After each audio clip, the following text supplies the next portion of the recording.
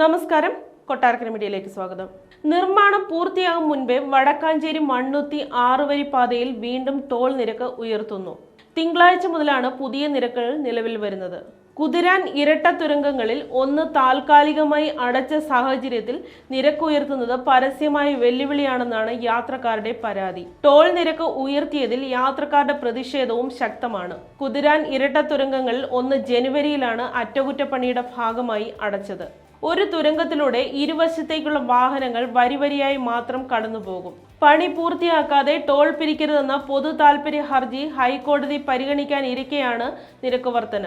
പുതിയ നിരക്കുകൾ ഇങ്ങനെ: മിനി ബസ്, ചെറുചരക്ക് വാഹനങ്ങൾ എന്നിവയ്ക്ക് ഒരു ദിശയിലേക്ക് 170 രൂപ കൊടുക്കണം. ചെറുവാഹനങ്ങൾക്ക് ഇരു ദിശകളിലേക്കും 160 ആയിരുന്നത് 165 ആക്കി. 6 വരിപ്പാത നിർമ്മാണം പൂർണ്ണമായിട്ടില്ലെന്ന് ദേശീയപാത അതോറിറ്റി തന്നെ സമ്മതിക്കുമ്പോഴാണ് നിർമ്മാണ കമ്പനിയുടെ ടോൾ പിരിവ്.